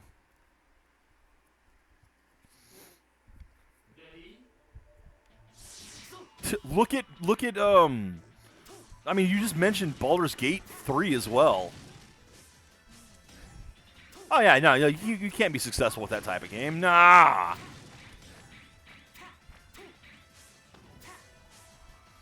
I'm not even looking for those hidden things anymore. I'm just playing.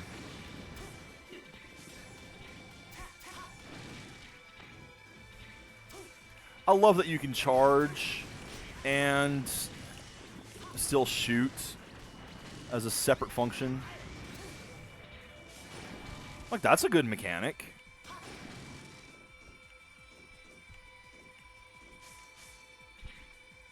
I know, right?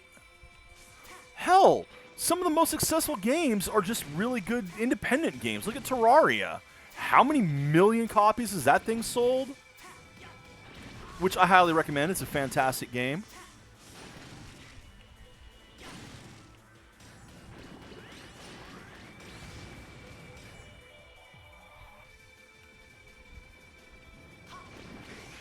Oh, WotC's been completely fucking up D&D to begin with.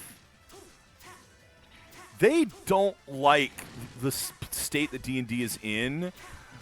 One of the things that they really are not happy about, and it's mostly Hasbro, not WotC, but they're really unhappy about the fact that there's all this third-party content being made for their system, but they're not getting the money for selling that third-party content. The people who made the third-party content are getting the money for selling that third-party content, which is why they tried to change their license on it, and which is why a lot of people, including the people who pointed out, you know, some of the people at Pathfinder who were there when it was written were pointing out, yeah, you can't do that. The contract specifically says you can't do that. The contract literally has language in it that if they try to make a later version of the contract, you can ignore the later version of the contract and continue to use the earlier version of the contract.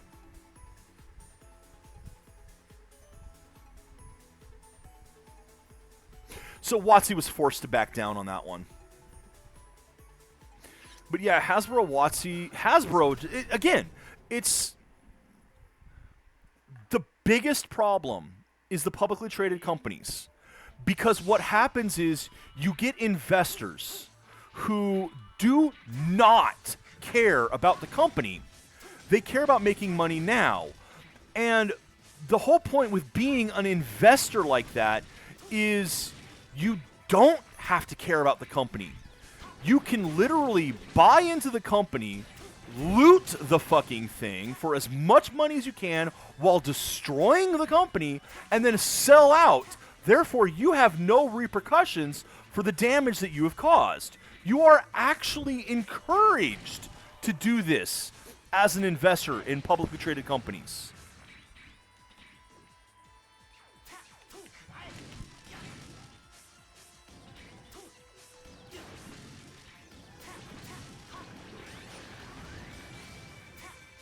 Because there's no investment in being an investor.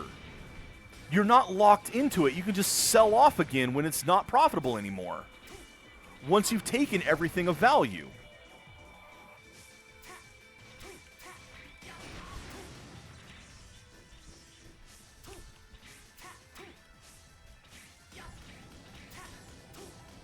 And yeah, it's fucking evil.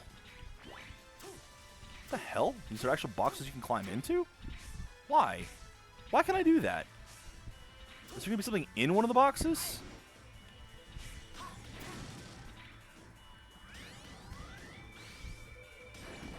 I need to stop wasting shots because you do have a limited number of them until it recharges. And it takes a while to recharge. Oh, well. Okay. Which is why, if I ever had a company like that, I would never publicly trade it. Oh, but you get the big influx of cash. No, you really don't. Being publicly traded kills companies. Period.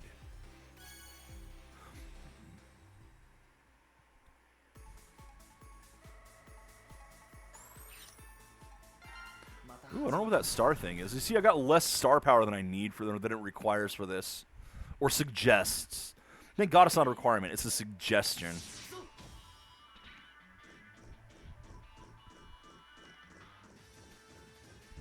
Yeah, it really is awful. And it's a shame, too, because like I say, there's so many good ideas out there that get ruined by people saying, I don't care about the future, give me the money now. All right, so who am I fighting here? I didn't even pay attention.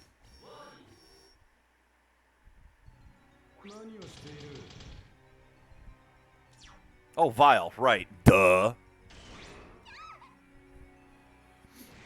Goliath. He was a challenging opponent in Mega Man X3. You mean Vile? In the English translation, he was known as Vile?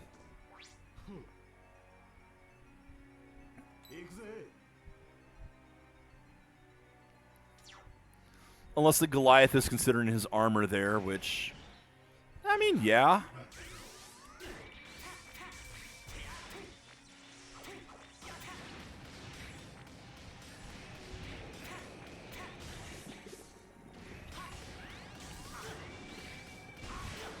Wow, I can't break his shield.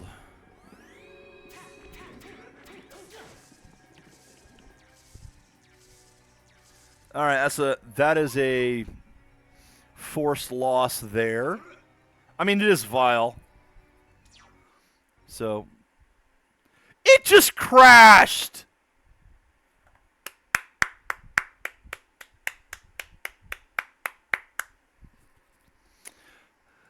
Ah, lovely. Lovely game. Let's try again and see if it doesn't crash. Wow, Vile is so strong. He broke the game.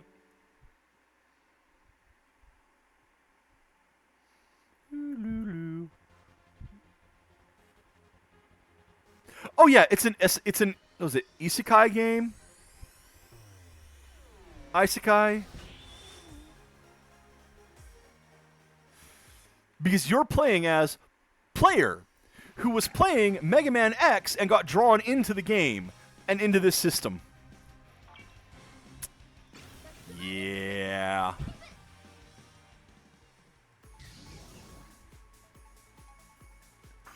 Let's try that again. Thank God for the autosaves.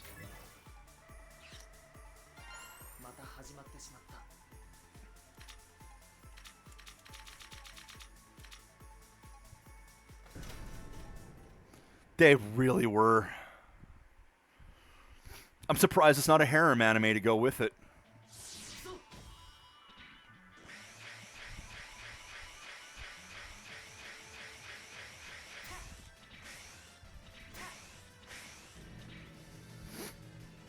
You know, have all the female robots in love with Mega Man as you're playing.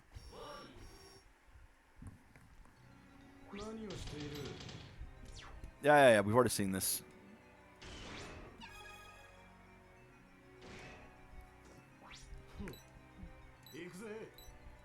Is that the one where you play as the Avatar? I mean, you're the Avatar in a lot of the Ultimate games, so kind of whatever there, but...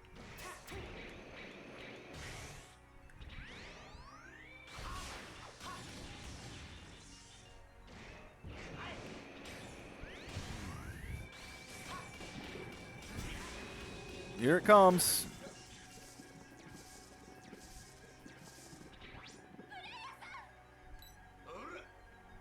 You're too weak to satisfy me. Let's play a little longer. So, there he comes. There's the admin, who looks like Zero, but is not Zero. Wait, you come up with the Grizzly? I thought that was the Goliath. You can't even get your own translation right?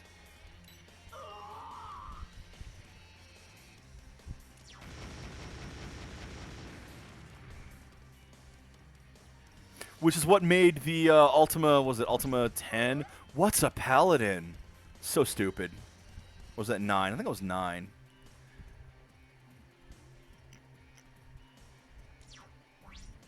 Oh! Now he's getting hurt. Look at him. His data's corrupted. Oh no! Alright, time to kill Vile. Your deep record will not be restored. Yes, deep record. Translation in this is not great. It really, really isn't.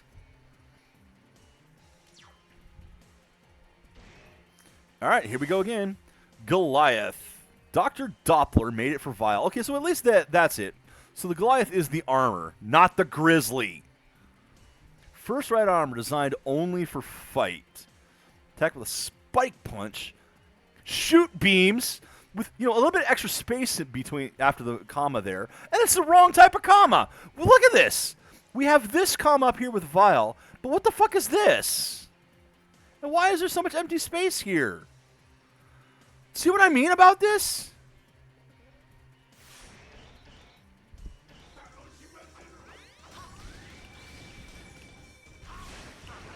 Not wrong way. Damn it. I gotta dodge those better. Ah, shit. I gotta wait on that. I need to do better. I'm doing badly.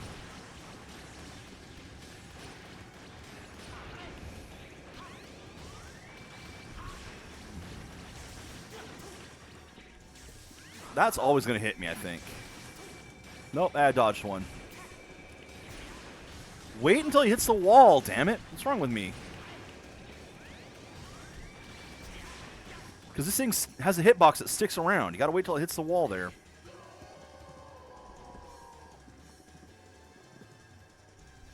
Well, 2 spaces at the end of the paragraph is the old way of doing it. That's normal.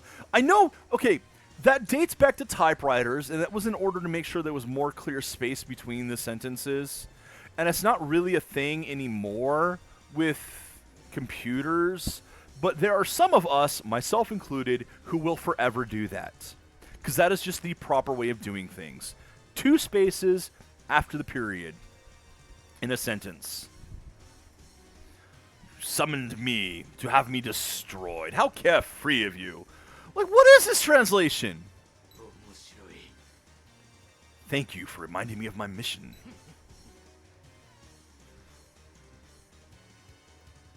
I will be made whole. Alright, you know what? I think it might be playable at some point.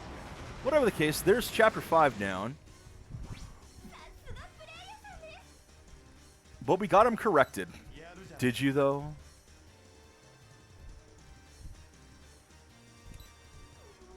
That's rude. Via. Not just via, but via in bracket. How are you pronouncing those brackets? That's what I want to know. How are you pronouncing those?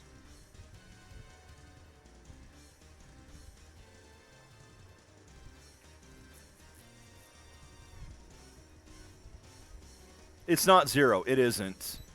He says when he shows up that he is not 0. He just looks like 0.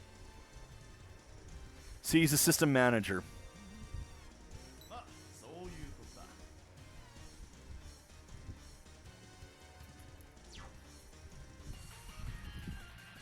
Like, he says as soon as he shows up that he isn't 0. I mean, after all, he's all in white. He's nega 0. You pronounce him the same way you do the double space. See, I don't know what this is. What is that? Universe. Oh, interesting. But only A or lower, so no S rank cards with it. That's pretty cool. Okay. See, again, I'd like more of those. I'd like more. I would like more. I actually genuinely would like boxes rather than, loot. Actual random loot box stuff would be good instead of having everything be static. Well, is that 1,000 to this yet? I'm still gonna go do the XP thing, so try that out a little bit. Hey, more money.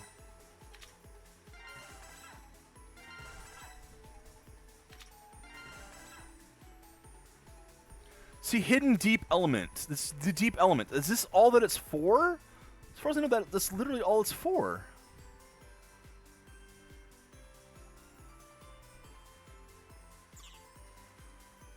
All right.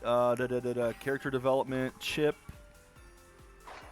I can upgrade you, right? Well, I can analyze you. Do I want to? Ooh, that is a lot to waste for that. I don't know what the analysis rate does when it's all the way up. Nope. So she's unlockable now.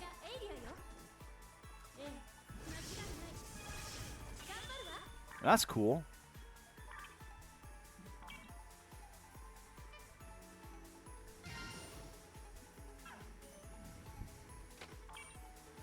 Fortunately, those are cheap. That's just pretty cool abilities, too. Well, I'm going to hold off on those because of the item. Actually, you had one I wanted to get, didn't you? No, you didn't. It was the Buster that did.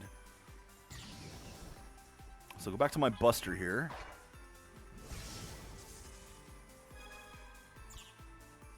Where's my Buster? There it is. Skill. Wait, I can't do that yet. I need that. Boom. Boom!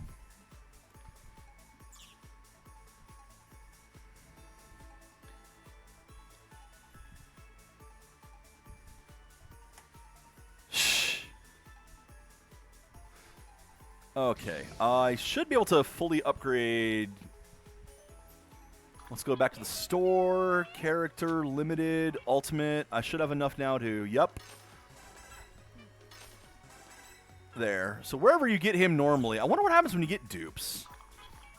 I don't know what happens when you get dupes of a character's thing when you've already got him maxed out. Because here's his max rank. Kaboom! Max rank. Go to the skills. Level that up one. Level that up twice. I have this. Reduce the cooldown. You will not... Yeah, no. I'm going to keep that one. I like the protection that it has. Passive skills. Buster Mastery. So, increase damage by 20%. I have a Buster equipped. That was the whole point of having that. So, this is full.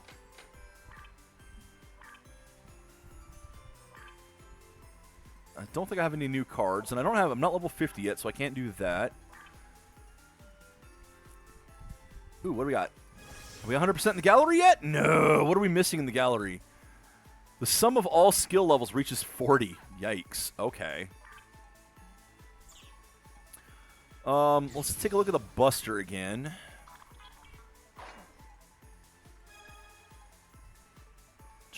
Rank up. Needs 80 more. Let's go to the store. Because the only place I can get this is the store. Where are you? There you are. It needs 100,000. No, it only needs 50,000.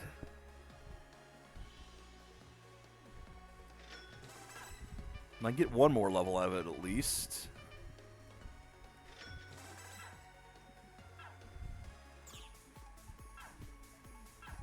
Rank up. Skills. Passive. Can I get this yet? No. Damn. I need another 960 of these. Which I can buy. I can buy those if I need to. Oh, wait. I can actually increase this? How much? Oh, wow. Wow! Look at the HP increase this gives me. None of these others level up, but holy crap, that one does.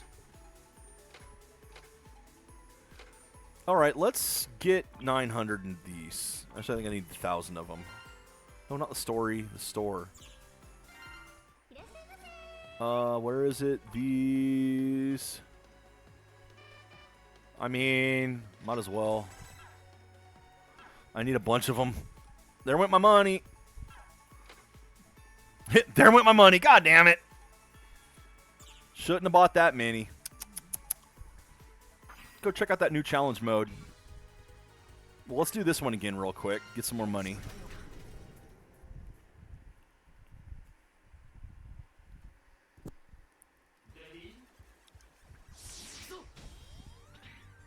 Like, the game isn't awful. I'm glad I have it. I played a little bit of it when it was still an online gacha. Oh, shit. What am I doing? Time limit. I played a little bit of it when it was still a gacha game.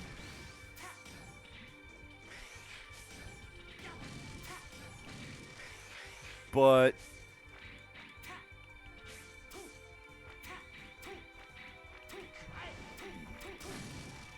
yeah, I knew right away that it wasn't something I wanted to play, at least as a gacha game with all the monetization, that often. This, though, this is fine.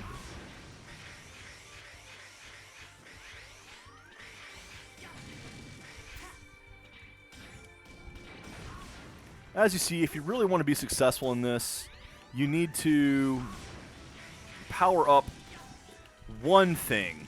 You got to max out one character, weapon, ammo, all the stuff for him. Then you can worry about the other stuff. But you really do need to at least focus on one.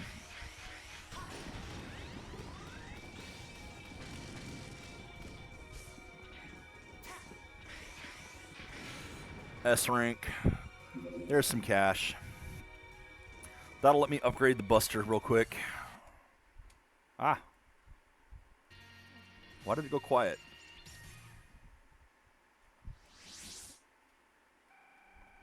I'm very glad this game exists. Good amount of money there. Not a great amount of money, but enough for what I need. Skill up. Ah! Not enough! Crap, I gotta do it again. Or, nope, not getting some there. I have no idea what this is for. I generally, like, I've not gotten any of these 100%, so I don't know what they do. Other than it levels this up, which just gives you more power. Alright. Like, even this thing is like, why don't you have these upgraded yet? Because I don't care. Yet. I guess I'll try the XP one. Ooh, look at that. I don't have enough power for it. Dun dun dun. But I do, because my Buster is high enough. The main thing is, like, my sword hasn't been leveled up. Oh, darn. But my primary Buster has. That's a thing.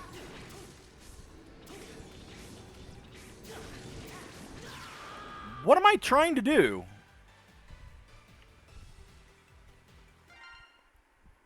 Am I trying to get as many kills as possible? Also, I'm not used to the spikes actually killing you in this.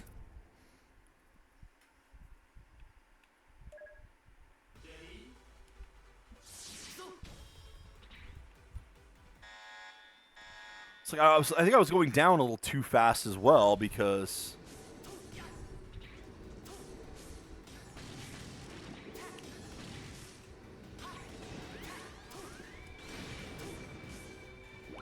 what am I supposed to do? Oh, Jesus!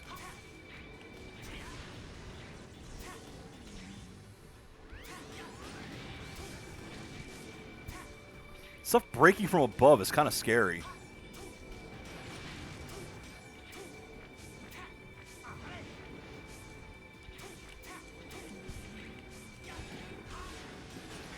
Well, guys, I'm not killing those. I see that over there.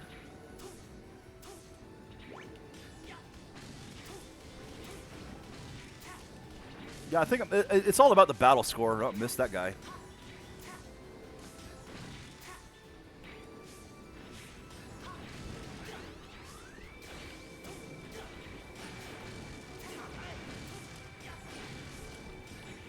That guy's dead. Nah, I'm gonna make that. Okay, so those things I pick up are 2,000 on their own. Better hurry.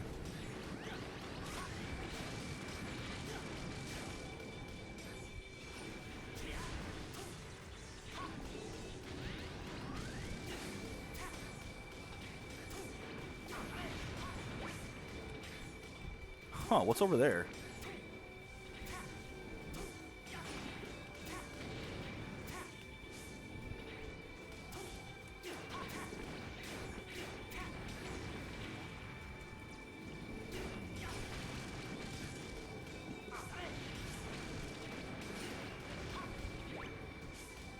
Okay, well, I'm at the bottom now, so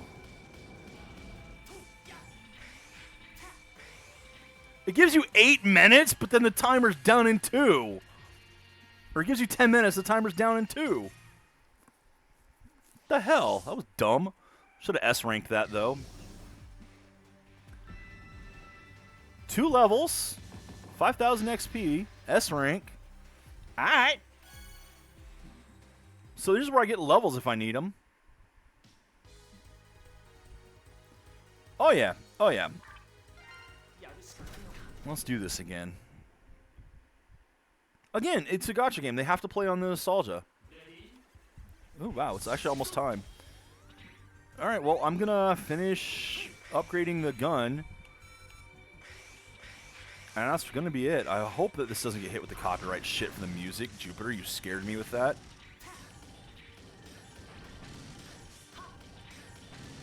I mean, I can find out, but... I don't accept the copyright things on stuff for the people who don't own the fucking music, which is unfortunately what happens with Mega Man. That's why my Mega Man 8 run's not allowed to be up. It's like, no, just because you made a cover of the song does not mean you get to claim the song. You did not. That is not your fucking copyright, you piece of shit.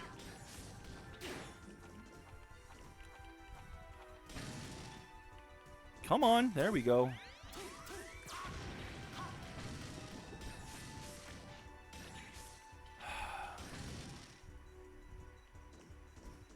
I gotta wait for the thing to show up so I can kill it.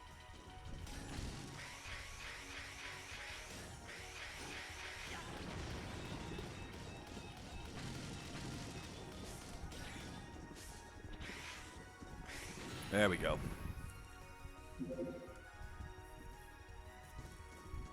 Alright, so let's go power up the thing. So yeah, do I recommend this game? Not really. I'm glad it exists. I wish they'd done a little bit more to actually make it more of a PC game rather than just, it's a mobile game. You know, tweak the menus. I wish they hadn't gotten completely rid of the random stuff. There's nothing random in this, which... I mean, loot boxes are evil. Yeah, if you pay for them. If you're just earning them in-game, they're fine. Weapon. Skill. So that'll now shoot 5 shots out instead of 3 when it does. Let's actually level it up as well. Quick level up. How far can I level it? Only here. Is that max level? No. It's just that I don't have enough to level it anymore, even with... No, because these are all empty now. Wait a minute!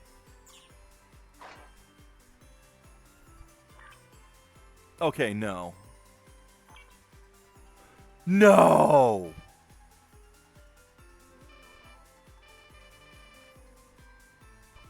What the hell? No, it would take those away. It takes those down. I just don't have enough to actually get another one after that. That's weird. Or do they all? Are those not consumed? What the hell? I don't understand. I don't understand what's going on.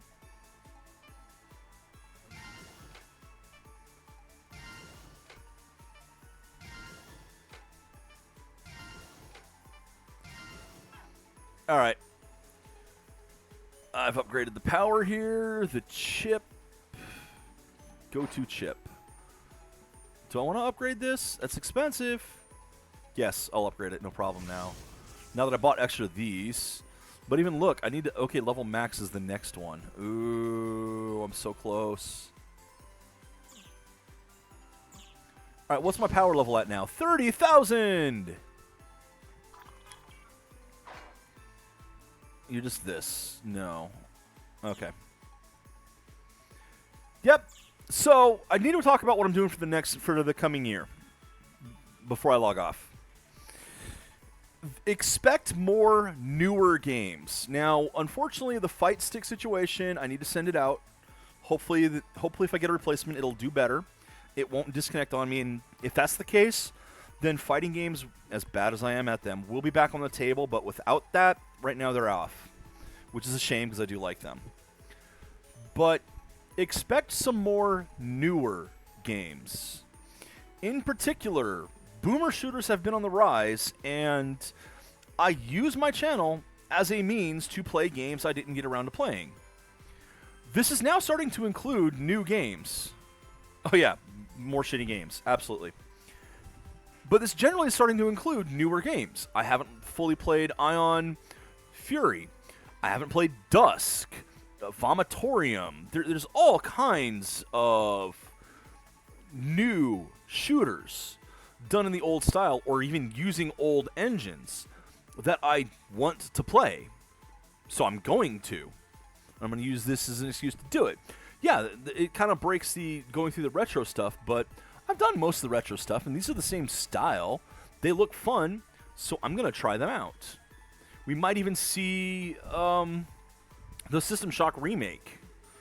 You know, System Shock being one of the very first games I did on this channel back in 2016. Maybe for the anniversary I'll do the remake. We'll see. More RPGs as well, which will slow down the number of games that I do. But there's just so many RPGs that I have on my list. And this does mean one that I said repeatedly I wouldn't do is being added back to the list. I don't know when I'll get to it. Ys 8 is now a possibility. I don't have Serious Sam 4 yet, but that's a maybe. And again, that's, you know, based on an older series. It's a sequel to that, so there's no reason I can't do it. Yeah, there are more options to play. I'm going to do